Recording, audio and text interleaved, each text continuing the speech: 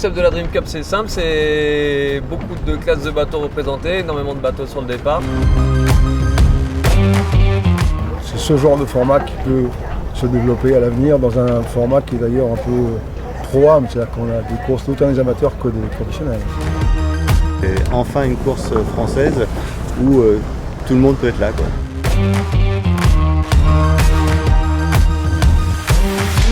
C'est assez réussi à Cherbourg parce que un super feu d'artifice et effectivement pas mal de monde sur la plage verte, des concerts, tout ça c'est une belle réussite. Ouais. La grande roue, enfin toutes les animations possibles pour le grand public, c'est vraiment chouette.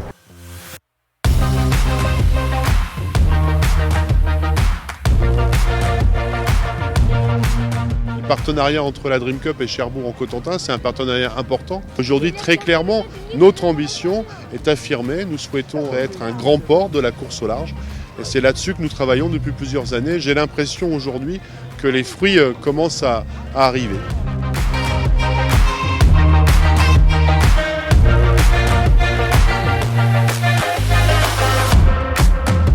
Je voulais vraiment donner à cette course une signature qui était la qualité des relations humaines. Et ensuite, asseoir cet événement sur un triptyque qui est compétition, partage, fête. Et pour le partage, j'ai imaginé dès la conception de la course un temps fort qui est un prologue qui s'appelle le Dream Trophy et qui est le prétexte d'une opération que j'ai baptisée Rêve de large, qui consiste à demander aux skippers de bien vouloir embarquer 20 à 25 enfants pour leur faire vivre vraiment une expérience incroyable de vraies courses sur des vrais bateaux de course. Bon départ, bon départ, bon départ.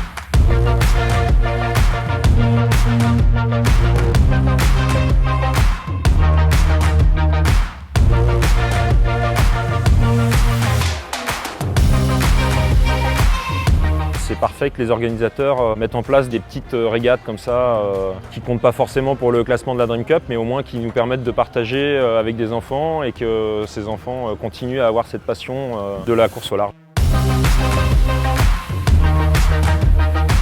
Moi, c'est passé par là aussi. Hein. J'ai eu la chance d'un jour monter sur le bateau de Loïc Perron et ça a donné des idées quand j'avais 6-7 ans. C'était la première fois que je faisais du bateau comme ça, de bateau de course. Et c'est une bonne expérience parce que j'avais jamais testé ce genre de sensation.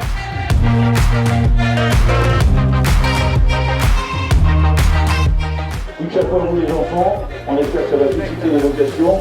On vous applaudit encore une fois les enfants. Merci.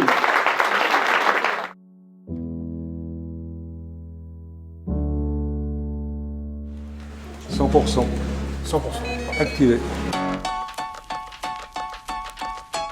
Le bateau est prêt, plus que le briefing. Ce qui est chouette, c'est le parcours parce qu'on va en Manche. C'est vraiment une zone qui est assez particulière pour naviguer. Et puis le fait qu'il y ait autant de bateaux, autant de concurrents différents, ça permet aussi de voir un peu ce qu'il y a en dehors du Figaro en course au large. On a un plateau qui est incroyable. Ayant participé en tant que comité plusieurs fois à la Transat Jacques Vabre, j'avais l'impression d'être une Transat Jacques Vabre quasiment plus. Ça faisait une audience sympathique avec tout le monde assis dans les couloirs parce qu'il n'y avait plus de place sur les chaises. Ça va être intéressant, ça va être tactique. Là on est parti pour plutôt 3 jours, donc ça va être corps et intense et une belle bagarre je pense.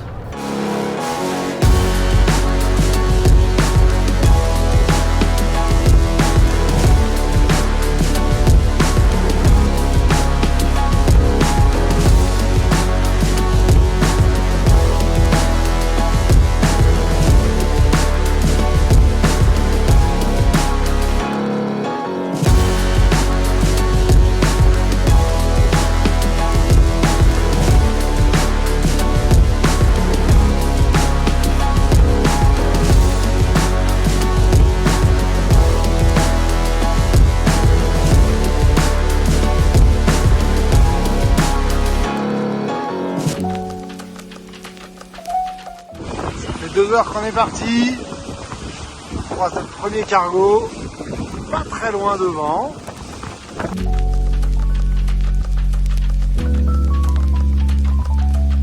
Bon, c'est un super début de course. Super conditions. un peu tonique.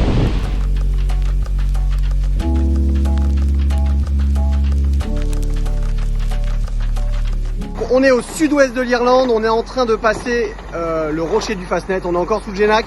Le mythique Fastnet qui nous délivre de cette mer d'Irlande, mer Celtique, et maintenant on va redescendre vers la Grande-Bretagne.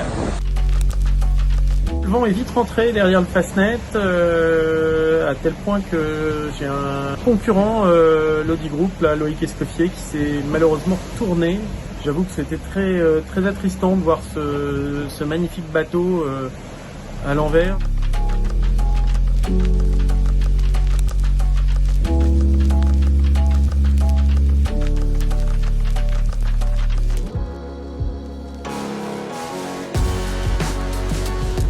Chacun a eu son petit moment de vent et heureusement c'était moi qui l'ai eu à l'arrivée.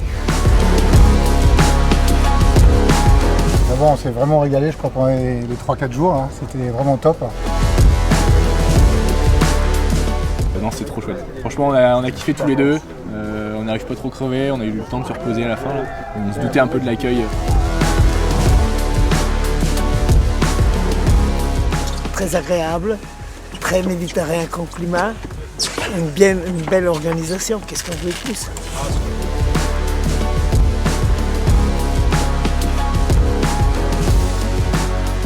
Quelle saveur du plaisir, de la récompense du travail effectué. C'était super, franchement c'était une régate, une course de rêve. C'était tout plaisir en tout cas. Puis arriver à la Trinité, c'est très chouette. Le fait de relier deux grandes villes du littoral, Cherbourg et la Trinité-sur-Mer, je plaisante un peu, hein, la Trinité-sur-Mer est un village à côté de Cherbourg, mais du coup on bénéficie quand même de l'exposition menée par Cherbourg, et je pense qu'ils sont ravis de relier une ville comme la Trinité-sur-Mer, qui est bien plus modeste en termes de population, mais qui est connue dans le monde entier par rapport à l'endroit où est née la course au large. La Dream Cup, super court, parce que dans notre classe, il y avait des bateaux intéressants. Une belle Dream Cup pour tout le monde, pour le trimaran Réseau-Las Arctiques. On a quand même fait la Downwind Cup, c'est la première fois que quelqu'un arrive à organiser une Downwind Cup. On est monté au portant, redescendu au portant, quand même. C'est un privilège de pouvoir participer à cette course. Jacques, vraiment, elle est magnifique ta course. Bilan assez extraordinaire parce que je pense que tout le monde est content. Tous les coureurs que je rencontre ont un sourire immense en disant que l'événement est formidable, que la course est bien, les parcours sont très bien. Donc ça, c'est parfait.